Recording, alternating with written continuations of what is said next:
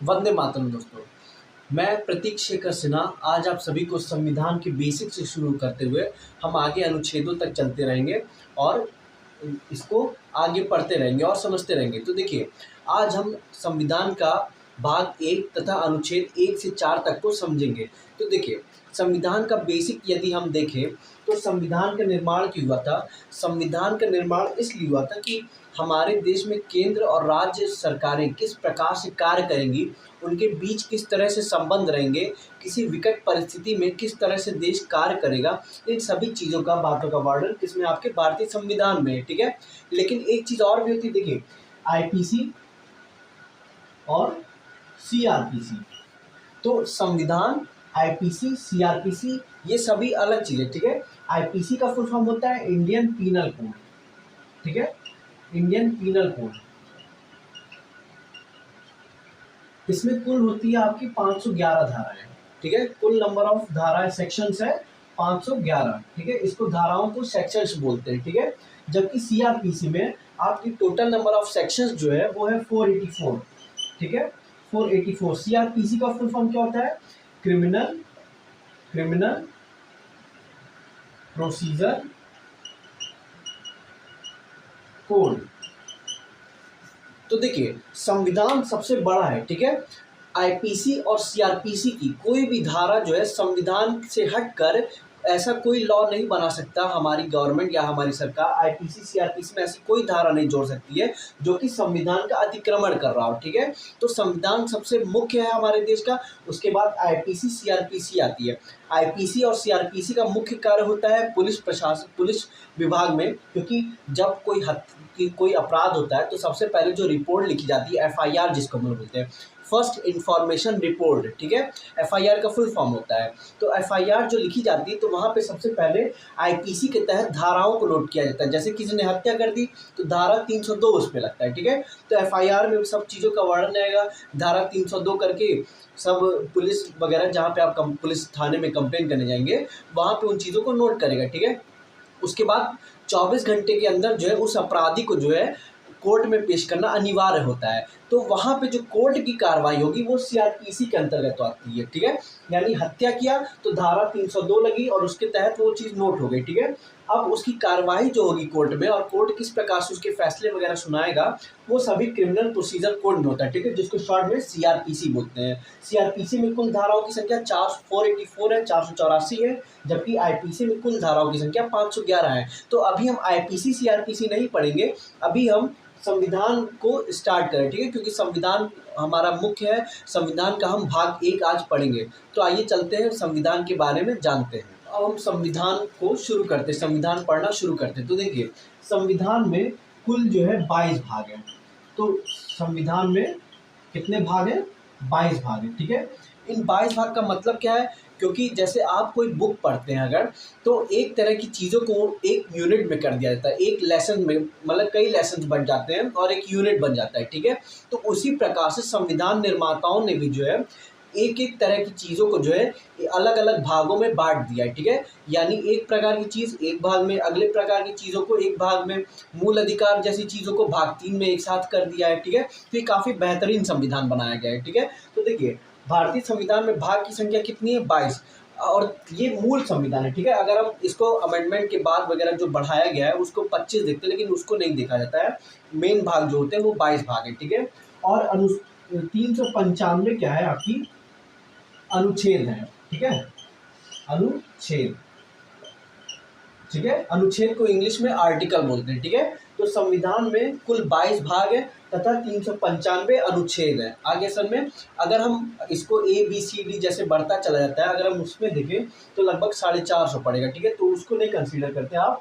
मूल संविधान में 395 अनुच्छेद है जिसको आर्टिकल्स बोलते हैं और 22 भाग है, ठीक है। तो आइए हम सबसे पहले शुरू करते हैं भाग 1 से पढ़ना, ठीक है। तो अभी हम भाग 1 को पढ़ेंगे, उसके बारे में जानेंगे तथा आगे हम अगले भागों में भी हम बढ़ते चले जाएंगे, ठीक है। तो आइए दोस्तों, संविधान के भाग 1 को जानते हैं। संविधान का भाग 1 जिसकी हेडिंग है संघ व उसका राज्य क्षेत्र, इंग्लिश में यूनियन एंड इट्स टेरिटरी। तो हम पहले ये जानेंगे कि भारत को जो है यूनियन यानी संघ के रूप में क्यों परिभाषित किया है। तो देखिए, देश का जो निर्माण होता है, देश किसी भी राष्ट्र का जो गठन होता है वो 3 प्रकार से होता है, ठीक है। एक होता है कन्फेडरल, एक होता है फेडरल और एक होता है यूनियन, ठीक है। यानी किसी भी देश का गठन जो है कन्फेडरल, फेडरल या यूनियन के रूप में होता है। तो देखिए, कन्फेडरल का मतलब क्या होता है? कन्फेडरल का मतलब यह होता है कि जब किसी देश का गठन इस प्रकार से होता है कि कई राज्य आपस में मिलकर जो है एक छोटे सूक्ष्म समझौता के द्वारा आपस में मिलकर किसी राष्ट्र का निर्माण करते हैं। जैसे मान लीजिए कोई 4-5 क्षेत्र है, ठीक है। इन चारों की संस्कृति जो है आपस में एक दूसरे से मिलती जुलती है, बोलचाल मिलते जुलते हैं, पहनावा मिलते जुलते हैं, ठीक है। तो ये चार क्या करेंगे? आपस में समझौता कर लेंगे तो कि आइए हम चार मिलकर एकजुट हो, क्योंकि ताकतवर भी हो जाएंगे, मैन पावर भी बढ़ेगा, हर तरह से संसाधनों का प्रयोग भी हो सकता है, ठीक है। तो ये मिलकर एक कन्फेडरल राज्य का गठन करेंगे, ठीक है।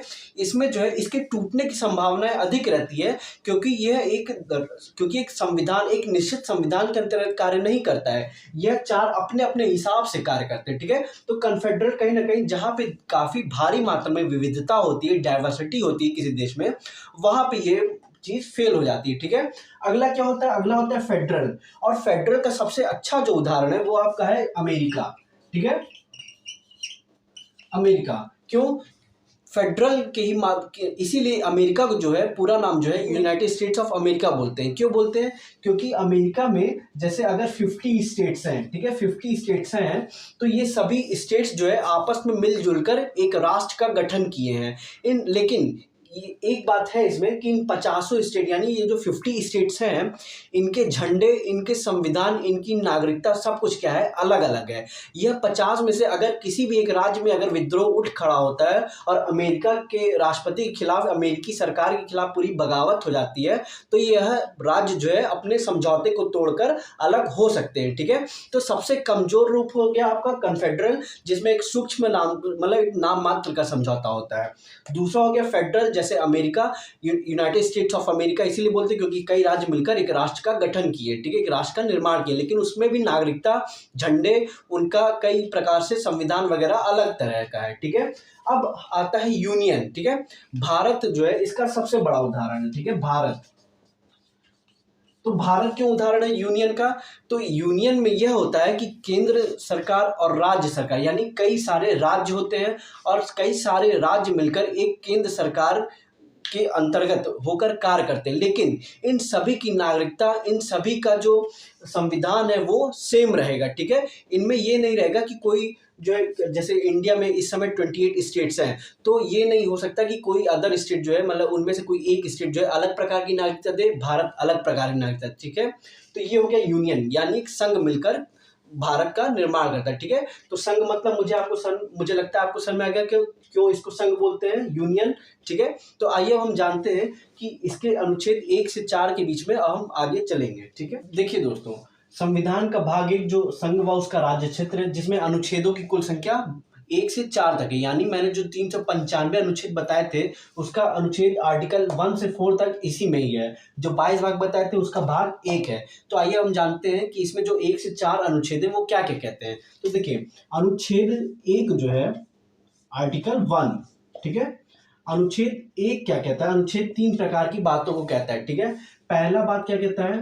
पहला ये कहता है कि भारत जो है, भारत राज्यों का संघ है, ठीक है। भारत राज्यों का संघ है। भारत राज्यों का क्यों संघ है? क्योंकि भारत के जितने भी राज्य हैं वो सभी मिलकर यूनाइट होकर एक सिमिलर संविधान के अंतर्गत कार्य करते हैं। सभी जो है अपनी अपनी सीमाओं में बंधे हुए हैं, किसके द्वारा? संविधान के द्वारा, ठीक है। यहाँ पे यह नहीं है कि यूपी का कोई व्यक्ति है तो उसकी नागरिकता अलग है और मध्य प्रदेश का कोई व्यक्ति तो उसकी नागरिकता अलग है या उसका झंडा अलग है, ठीक है। तो इस तरह की कोई बात नहीं, जो हमने फेडरल में जाना उससे एकदम अलग है, ठीक है। तो इसलिए इसको भारत राज्यों का संघ कहा गया, यानी राज्य होके सिमिलर कॉन्स्टिट्यूशन के अंतर्गत कार्य करते हैं, ठीक है।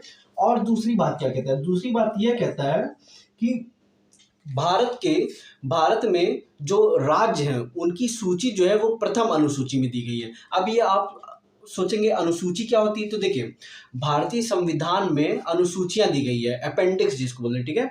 अनुसूचियों में भारत के मूल संविधान में 8 अनुसूचियां थी, लेकिन वर्तमान समय में अनुसूचियां 12 हो गई, यानी अनुसूचियों की कुल संख्या 12 हो गई है, ठीक है। इन अनुसूचियों के बारे में मैं बाद में बताऊंगा, उसको अलग से वीडियो में, ठीक है। अभी हम जानते हैं कि हमारे जो राज्य है, ठीक है, तो राज्यों को प्रथम अनुसूची, ठीक है। यानी अगर किसी व्यक्ति को यह जानना है कि कोई राज्य जो है, जैसे अब ये कोई पूछे कि यूपी कहाँ है, ठीक है, तो या यूपी भारत में है या नहीं है, ठीक है, तो संविधान के द्वारा इस बात को बताया जाएगा कि भैया यूपी जो है वो भारत का हिस्सा है। कैसे? तो वो कहेगा कि आप ऐसा कीजिए, प्रथम अनुसूची में देखिए, यदि भारतीय संविधान की प्रथम अनुसूची में यूपी, मध्य प्रदेश, छत्तीसगढ़, इन सब स्टेट्स के नाम, इसका मतलब वो भारत का हिस्सा है, ठीक है। तो भारत में जितने भी राज्य हैं उन सभी को जो है प्रथम अनुसूची में रखा गया है। 12 अनुसूची में प्रथम अनुसूची किसकी है? राज्यों की है, ठीक है। तो इसको आप नोट डाउन करते चलिएगा। अगला किस बात, तो अभी मैं अनुच्छेद 1 पे ही चल रहा हूँ, ठीक है। अनुच्छेद 1 में पहली बात ये हो गई आपकी, दूसरी बात ये हो गई आपकी, और तीसरी बात क्या बताई गई है उसमें? तीसरी बात भारत का क्षेत्र, ठीक है। तो भारत का क्षेत्र, तो भारत का क्षेत्र जो है वो 3 तरह से डिवाइडेड किया गया है संविधान के अनुसार। तो कौन कौन से 3 तरीके हैं? तो पहला है राज्य, ठीक है, पहला है राज्य, दूसरा है केंद्र शासित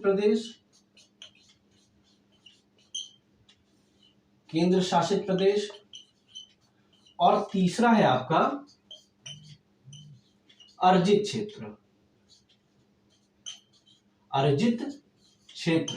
एक्वायर्ड एरिया, ठीक है। अब देखिए राज्य, आपको पता है राज्यों की कुल संख्या 28 है, ठीक है। राज्यों की कुल संख्या क्या है? 28 है।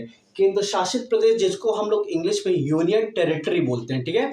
यूनियन टेरिटरी का निर्माण इसलिए होता है जो क्षेत्र सुरक्षा की दृष्टि से, ठीक है, या जहाँ की संस्कृति अलग प्रकार की हो, वहां पर जो है उन क्षेत्रों को जो है, या किसी 2 राज्यों में विवाद होने की संभावनाएं हो, तो ऐसे क्षेत्रों को केंद्र शासित प्रदेश, यानी केंद्र जो है डायरेक्ट उन पर कंट्रोल करती है, डायरेक्ट उनका एडमिनिस्ट्रेशन देखती है, चाहे लेफ्टिनेंट गवर्नर के माध्यम से, चाहे कहीं जो छोटे यूनियन टेरिटरी होते हैं वहां पे प्रशासक भेजे जाते हैं, ठीक है। तो वो मैं बाद में बताऊंगा, ठीक है।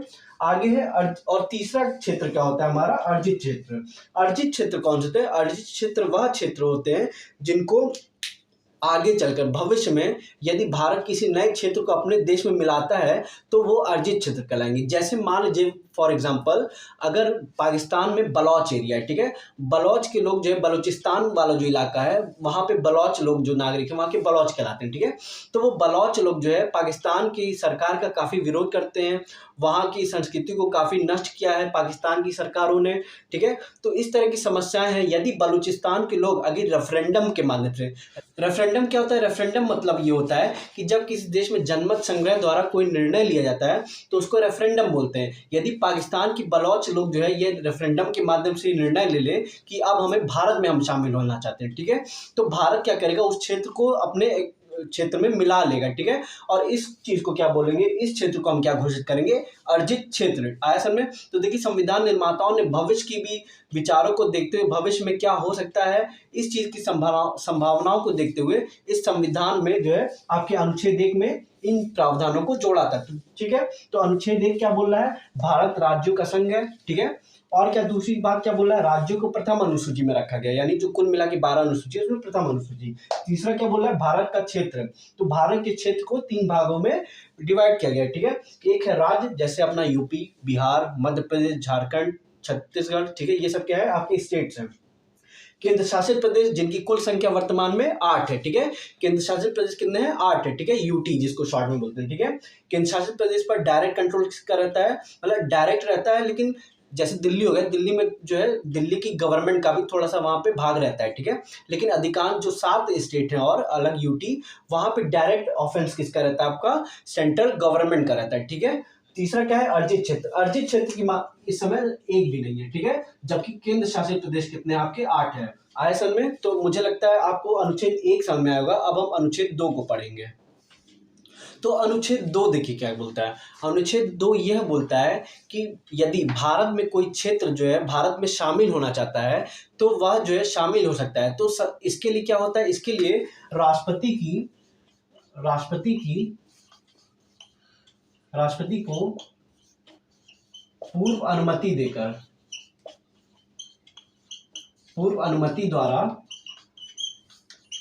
अनुमति मतलब सूचना केवल दी जाती है कि हम इस क्षेत्र को भारत में मिला रहे हैं, ठीक है।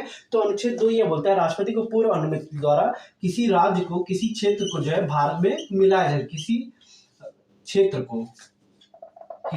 को जो है भारत में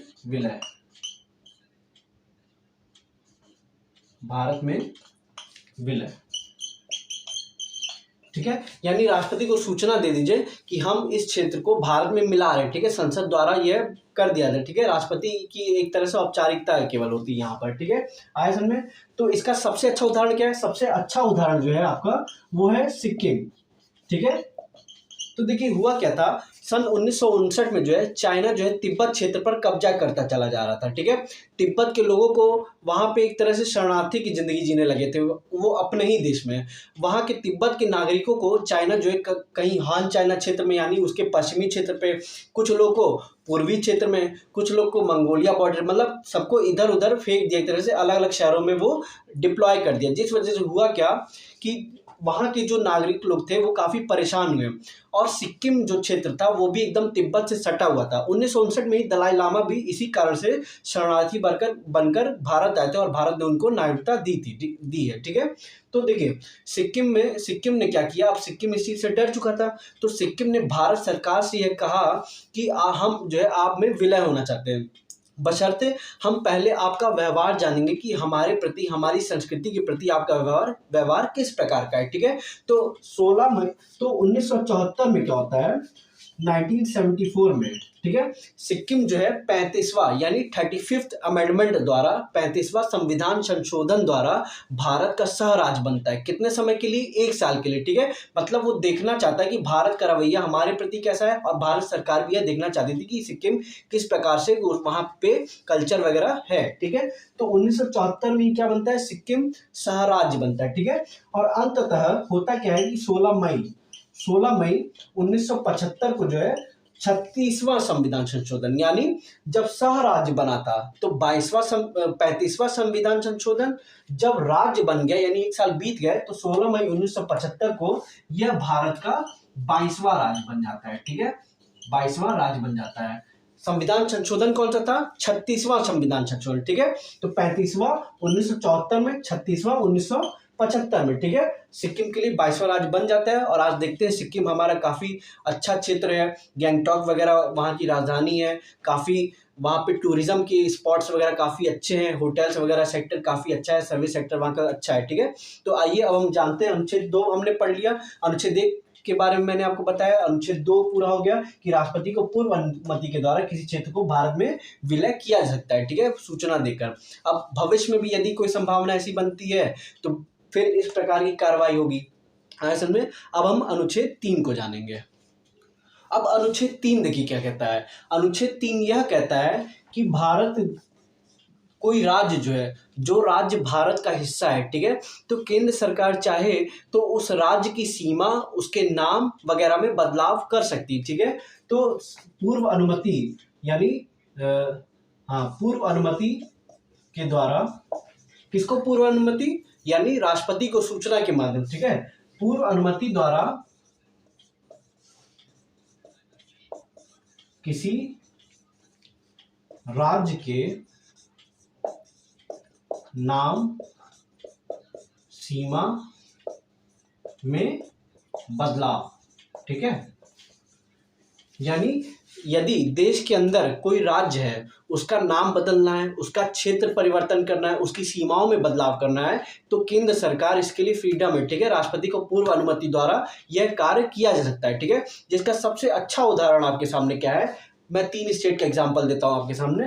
तो देखिए एक स्टेट जो है आपका, पहले जो है पहले आज जो यूपी है वो काफ़ी बड़ा हुआ करता था, ठीक है। आपका जो उत्तराखंड है आज राज्य, वो कभी ना कभी वो साल 2000 के पहले या साल 2000 तक हम कहें तो वह यूपी का हिस्सा था, जिसको उत्तरांचल के रूप में जाना जाता था उस समय, ठीक है। क्योंकि वो हिमालय क्षेत्र है तो उत्तरांचल के रूप में इसलिए उसको जाना जाता है, ठीक है। तो देखिए 1 नवंबर को क्या होता है, 1 नवंबर 2000, ठीक है, 2000 को आपका एक स्टेट का निर्माण होता है, छत्तीसगढ़, छत्तीसगढ़, ठीक है। तो छत्तीसगढ़ स्टेट का जो फॉर्मेशन होता है वो 1 नवंबर सन 2000 को होता है। ये छत्तीसगढ़ किससे टूटा था, एमपी से हटा था, ठीक है। तो एमपी से हट के क्या बना था आपका छत्तीसगढ़, कब, 1 नवंबर 2000, ठीक है। तो देखिए इसके लिए क्या है, यानी इतना बड़ा अगर एमपी था, पहले छत्तीसगढ़ इसमें था, तो इसका मतलब एमपी बहुत बड़ा था, जिसके एडमिनिस्ट्रेशन वगैरह में प्रॉब्लम आ रही थी, ठीक है। और छत्तीसगढ़ स्टेट जो है वो थोड़ा सा बैकवर्ड माना जाता है, किस मामले में, थोड़ा वहाँ पे नक्सलाइट वगैरह की मात्रा ज़्यादा है, इस वजह से वो थोड़ा सा बैकवर्ड माना जाता था, ठीक है। तो एमपी द्वारा एडमिनिस्ट्रेशन काफ़ी हार्ड हो गया था, इस वजह से छत्तीसगढ़ स्टेट को अलग करके कब किया गया, 1 नवंबर साल 2000 को, ठीक है। उसके बाद 9 नवंबर सन 2000, यानी उसी साल, यानी उसके 9 दिन, लगभग 9 दिन बाद, ठीक है, क्या होता है आपका एक नए स्टेट का फॉर्मेशन होता है। वो स्टेट कौन सा था आपका, उत्तराखंड था, ठीक है। उत्तराखंड स्टेट का निर्माण होता है, ठीक है।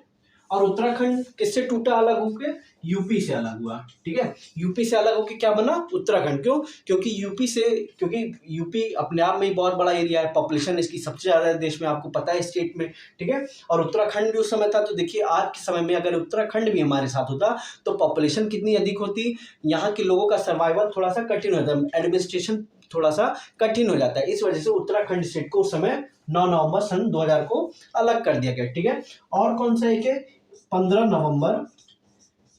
नवंबर सन 2000 को कौन सा स्टेट एक नया फॉर्म होता है, उसके 6 दिन बाद लगभग कौन सा स्टेट फॉर्म होता है, तो आपका वह स्टेट था झारखंड, ठीक है। झारखंड किससे अलग हुआ, झारखंड हुआ आपका बिहार से अलग, ठीक है। तो बिहार से अलग होकर क्या बना आपका झारखंड। 15 नवंबर की डेट क्यों डिसाइड की गई थी, तो झारखंड में के पहले जब झारखंड जो क्षेत्र है वहां पे आदिवासी नेता बिरसा मुंडा थे, ठीक है। बिरसा मुंडा ने जो है अंग्रेजों से काफी अच्छे तरीके से युद्ध किया था, ठीक है। अंग्रेजों का वहां पे जो एक्वायर कर रहे थे एरिया अपना इंफ्रास्ट्रक्चर डेवलपमेंट करने के लिए, उसके लिए विद्रोह हुआ था, किसके द्वारा, आदिवासियों द्वारा। तो उन आदिवासियों का नेतृत्व करने वाले हमारे जो थे वो थे स्वर्गीय बिरसा मुंडा जी, ठीक है। बिरसा मुंडा आदिवासियों के नेता थे और 15 नवंबर को ही जो है बिरसा मुंडा की जयंती पड़ती है, इस वजह से झारखंड स्टेट का जो फॉर्म किया गया वो उसी तारीख को करने का निर्णय लिया गया था। तो आया आपको समझ में, यानी अनुच्छेद 1 क्या कहता था, अनुच्छेद 1 ये बोलता था कि भारत उसका राज्य के बारे में, मतलब उसके राज्य की प्रथम अनुसूची के बारे में, मतलब राज्यों के नाम जो है वो प्रथम अनुसूची में है। अनुच्छेद 2 क्या बोल रहा था कि राष्ट्रपति की पूर्व अनुमति के द्वारा क्या किया जा सकता है, किसी नए क्षेत्र को भारत में मिलाया जा सकता है। अब तीसरा अनुच्छेद 3 क्या बोल रहा है कि किसी नए क्षेत्र को तो भारत में मिला लिया, लेकिन अब उसमें काट छाट करनी, उसके नाम में बदलाव करने हैं, वो सब करने के लिए हमारे देश की सरकार स्वतंत्र है, ऐसे में। और एक चीज और भी है कि अगर जैसे छत्तीसगढ़ को फॉर्म करना है और एमपी से अलग होना है छत्तीसगढ़, तो मध्य प्रदेश के विधानसभा की मंजूरी यहाँ पे आवश्यक नहीं होती, वो संसद द्वारा इस निर्णय को लिया जा सकता है। अब एक वाद आता है 1960 के सन 1960 में क्या होता है, जब पंडित नेहरू देश के प्रधानमंत्री थे, ठीक है। उस समय होता क्या है कि बेरूबरी नाम का एक गांव होता है, ठीक है। इससे संबंधित ही है वो मामला, इसलिए मैं इसको इसमें बता रहा हूँ, ठीक है।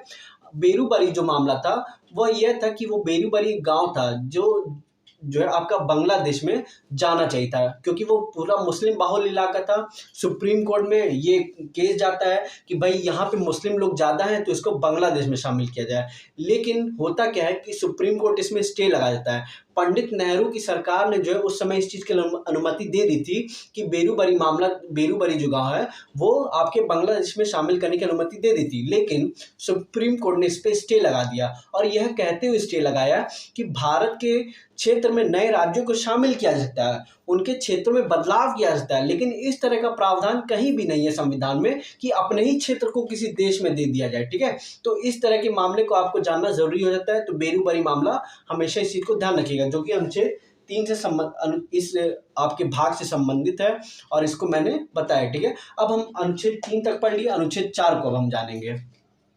अब अनुच्छेद 4 देखिए क्या कहता है। अनुच्छेद 4 यह कहता है कि हमने इससे पहले जो अनुच्छेद 2 और 3 को पढ़ा है, यदि उसमें कोई संशोधन करने हैं, कोई बदलाव करने हैं, तो उसको जो है अनुच्छेद 368 यानी आर्टिकल 368 से बाहर रखा गया है।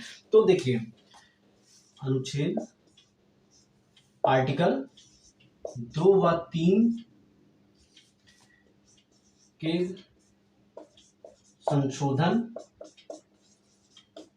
संशोधन या विनियमन को अनुच्छेद 368 यानी 368 के बाहर। अब देखिए आर्टिकल 368 के बाहर का मतलब क्या होता है। जो चीजें आर्टिकल 368 के बाहर होती हैं उनमें राष्ट्रपति की विशेष अनुमति की आवश्यकता नहीं होती है, उसको साधारण बहुमत से भी पारित किया जा सकता है। साधारण बहुमत क्या होता है, तो देखिए 2 प्रकार के बहुमत होते हैं संसद में, ठीक है। यानी जब किसी चीज पर प्रस्ताव लाया जाता है, जैसे मान लीजिए प्रस्ताव लाया गया, जैसे कोई प्रस्ताव लाया गया नागरिकता संबंधी कानून था जो आपका सीएए था, ठीक है। सीएए संबंधी कानून था, उसमें विशेष जो है बहुमत की आवश्यकता थी, ठीक है। तो सामान्य बहुमत और विशेष बहुमत देखिए होता क्या है। सामान्य बहुमत क्या होता है, सामान्य बहुमत मतलब होता है जब किसी प्रस्ताव पर चर्चा की जाएगी और उस पर वोटिंग कराई जाएगी तो सामान्य बहुमत जो होता है वो 50% होना चाहिए, ठीक है। यानी यदि लोकसभा में 545 मेंबर है तो 545 का आधा कितना होता है 272.5, तो 0.5 को नहीं गिनते, इसमें 273 माना जाता है, ठीक है। तो 50% यदि जरूरत पड़ेगी, लोकसभा की मैं बात कर रहा हूँ, ठीक है। तो 50% में 273 मेंबर्स कम से कम पक्ष में होने चाहिए, ये हो गया आपका सामान्य बहुमत। यानी 545 में से अगर 273 लोग किसी चीज के लिए सहमत है तो इसका मतलब वो चीज पास हो जाएगी, ठीक है। लोकसभा की मैं बात कर रहा हूँ, राज्यसभा में सदस्यों की संख्या दूसरी है, ठीक है। और विशेष बहुमत क्या होता है, विशेष बहुमत होता है जब किसी चीज पर वोटिंग हो रही है और 2/3 सदस्यों की, यानी 2/3 सदस्य इस पर सहमत होने चाहिए। इसमें था हाफ सदस्य, इसमें 2/3 यानी आप 545 × 2/3 कर लीजिए तो आपको पता चल जाएगा, ठीक है। यानी इसमें केवल इससे ज्यादा होने चाहिए आए सर में। तो 2/3 यदि हम निकाले तो 545 का 2/3 कितना हो गया आपका 362 या 363, ठीक है। ये जो है आपका विशेष बहुमत होता है, जबकि यहाँ पे 273 केवल चाहिए था आए सर में। तो किसी भी राज्य को मिलाने तथा उसके क्षेत्र सीमा नाम वगैरह में बदलाव करने के लिए आपका केवल सामान्य बहुमत काफी होता है। यानी 545 में से लोकसभा में 273 सदस्य उस पर सहमति में वोटिंग करने चाहिए आया सर में। तो मुझे लगता है अनुच्छेद 1 से 4 तक आपको समझ में आ गया होगा और भाग 1 भी आपका पूरा ये हो गया है, ठीक है। आगे मैं इसी को ही थोड़ा सा और ब्रॉड करके बताऊंगा क्योंकि रेक्टिफ लाइन वगैरह मुझे बतानी है और भी कई चीजें, क्योंकि ये राज्यों का जो गठन हुआ था वो एस.के. धर कमेटी, जेवीपी कमेटी, फजल अली आयोग, इन सब चीज़ों के द्वारा ऐसे हुआ था। तो इसके बाद वाले वीडियो में मैं इन सब आयोगों के बारे में बताऊंगा और ये बताऊंगा कि किस प्रकार से राज्यों का विभाजन हुआ, क्या क्या इसके पीछे पटकथाएं थी वो मैं बताऊंगा, तथा रेडक्लिफ लाइन वगैरह के बारे में भी मैं अधिक जानकारी दूंगा। यदि मेरा वीडियो आपको अच्छा लगा हो तो लाइक, शेयर, सब्सक्राइब कीजिएगा। पूरा अच्छे से अच्छा बनाने का इसमें प्रयास किया गया है, ठीक है। धन्यवाद।